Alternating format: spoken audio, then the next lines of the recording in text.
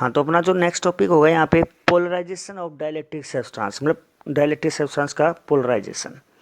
तो यहाँ पे जो है वो ये कह रहा है कि अगर आपके पास कोई भी डाइलेक्ट्रिक सब्सटेंस हो, चाहे वो पोलर हो चाहे नॉन पोलर हो, आप किसी इलेक्ट्रिक फील्ड के अंदर रख देते हो, एक्सटर्नल इलेक्ट्रिक फील्ड के अंदर रख देते हो। तो जैसे मान लीजिए मैंने यहाँ पे बना रहा हूँ थोड़ा सा, जैसे मान लीजिए एक्सटर्नल इलेक्ट्रिक फील्ड यहाँ पे है, यहाँ पे मान लीजिए पॉजिटिव हो गया और यहाँ पे नेगेटिव हो गया।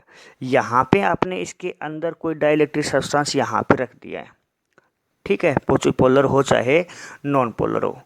तो एक्सटर्नल इलेक्ट्रिक फील्ड मान लीजिए इधर है आपकी, इसकी डायरेक्शन एक्सटर्नल इलेक्ट्रिक फील्ड की डायरेक्शन इधर है, यहाँ पे पॉजिटिव से नेगेटिव होती है।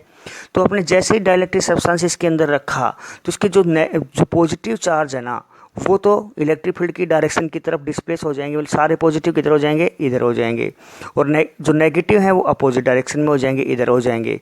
तो यहाँ पे आपने देखा कि डाइलेक्ट्रिक सब्सटेंस के अंदर भी एक इलेक्ट्रिक फील्ड प्रोड्यूस होगा जिसकी डायरेक्शन किधर हुई, इधर हुई। यहाँ पे जो एक्सटर्नल इलेक्ट्रिक फील्ड की क्या हो गई है, अपोजिट हो गई है, ठीक है ना। तो इस इलेक्ट्रिक फील्ड को हम यहाँ पे, इस विद्युत क्षेत्र को हम यहाँ पे क्या बोल देंगे, प्रेरित विद्युत क्षेत्र, इंग्लिश में इंड्यूस्ड इलेक्ट्रिक फील्ड कह देंगे। और जो ये फिनोमिना हुआ, जो घटना हुई है, इसी को हम यहाँ पे क्या बोल देते हैं, पोलराइजेशन ऑफ डाइलेक्ट्रिक सब्सटेंस बोलते हैं। तो यही लिखा है, देख लीजिए, when dielectric substance placed in a external electric field then positive charge of every molecule displace in direction of external electric field. देख लीजिए, डायरेक्शन में हो गए हैं, इधर हो गए हैं पॉजिटिव सारे, and negative charge displace in opposite direction, और नेगेटिव अपोजिट में हो गए। So a induced electric field produce in dielectric. तो जो इलेक्ट्रिक फील्ड प्रोड्यूस हुआ है, इसको मैं यहाँ पे ईपी से लिख सकता हूँ यहाँ पे। तो ईपी की डायरेक्शन किधर हो गई है, अपोजिट हो गई। मान लीजिए बाहर ई इधर था एक्सटर्नल इलेक्ट्रिक फील्ड, तो इसकी डायरेक्शन कैसे हो गई है, अपोजिट हो गई है।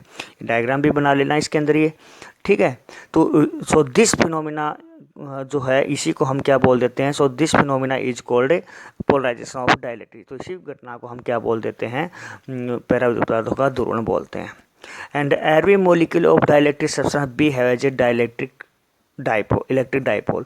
तो जैसे मॉलिक्यूल था ये, इसका एक मॉलिक्यूल के अंदर पॉजिटिव होता है, नेगेटिव, तो पॉजिटिव इधर हो गया, नेगेटिव इधर हो गया, तो ये तो किसकी तरह बिहेव कर गया, इलेक्ट्रिक डाइपोल, मतलब विद्युत द्विध्रुव की तरह व्यवहार कर गया। तो विद्युत द्विध्रुव की तरह व्यवहार कर गया, तो इसका क्या होगा, यहाँ पे इसका डाइपोल मोमेंट हो जाएगा, मतलब द्विध्रुव आघूर्ण हो जाएगा।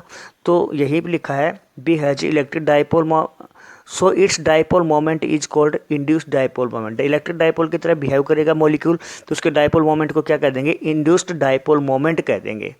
और जो इंड्यूस्ड डाइपोल मोमेंट होगा ना, वो डाइलेक्ट्रिक सब्सटेंस का, वो हमेशा डायरेक्टली प्रोपोर्शनल होगा किसके, अप्लाइड एक्सटर्नल इलेक्ट्रिक फील्ड, जो एक्सटर्नल इलेक्ट्रिक फील्ड आपने अप्लाई किया था। तो डाइपोल मोमेंट को पी से लिखा, तो यहाँ पे इसका नाम इंड्यूस्ड डाइपोल मोमेंट है, क्योंकि ये उत्पन्न हुआ है directly proportional to external electric field. तो किसी भी प्रोपोर्शनलिटी को हटाते हैं तो कांस्टेंट लगता है, तो यहाँ पे कांस्टेंट क्या आ गया, जाई बोलते हैं इसको, जाई ई का मतलब इलेक्ट्रिक फील्ड के लिए है। इसको हम क्या बोलते हैं, इलेक्ट्रिकल ससेप्टिबिलिटी बोलते हैं, ठीक है, या हिंदी में बोलते हैं विद्युत प्रवृत्ति बोलते हैं।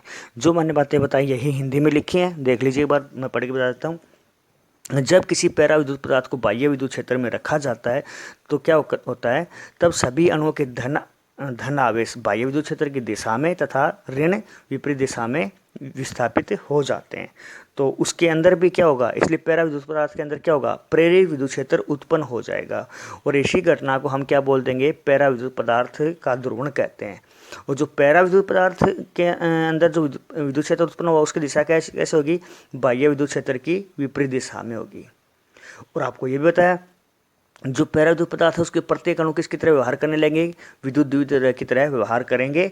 और जिसका द्विध्रुव आघूर्ण होगा उसको हम क्या बोल देंगे, प्रेरित विद्युत ध्रुव आघूर्ण कहते हैं।